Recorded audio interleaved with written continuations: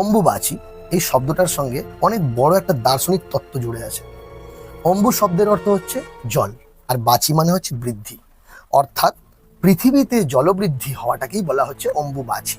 এই যে পৃথিবীতে জলের ফুলে ফেঁপে ওঠা, এটার জন্যই বলা হচ্ছে যে পৃথিবী এই একটা পার্টিকুলার সময়ে ঋতুমতী হয়েছে। মহিলাদের যে ঋতুমতী হওয়াটা, সেটার সঙ্গে এই অম্বুবাচীটার একটা দার্শনিক যোগসূত্র স্থাপন করার চেষ্টা করা হয়েছে। কিভাবে না, ঋতু যে চক্র বা ঋতুমতী হওয়া, এটা অ্যাকচুয়ালি একটা শক্তি এবং সৃষ্টির একটা ইন্ডিকেশন, একটা সৃষ্টির বার্তা।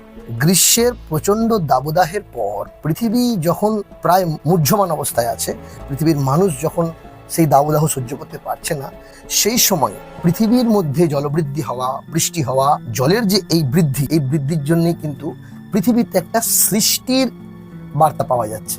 অর্থাৎ জল বৃদ্ধি হলে, জল মানেই জীবন, জল বৃদ্ধি হচ্ছে, তাহলে পৃথিবী সৃষ্টিশীল হয়ে উঠছে।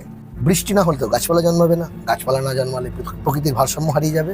তো এই সময়টায় যে জলবৃদ্ধি, সেটাকে নারীর যে ঋতুমতী হওয়া, সেটার সঙ্গে একটা দার্শনিক ভাবে যোগ করা হচ্ছে। সেটাকে একজন নারী যখন ঋতুমতী হন বা হতে শুরু করেন, তখন থেকে বোঝা যায় যে তার মধ্যে একটা শক্তি এসেছে, যে শক্তিটা কিনা সৃষ্টি করার ক্ষমতা রাখে।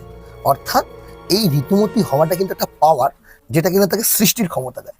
তো পৃথিবীরও যে সৃষ্টিশীলতা, পৃথিবীর যে সৃষ্টি করার ক্ষমতা, লোকাচারে অম্বুবাচী নাম দেওয়া হলো।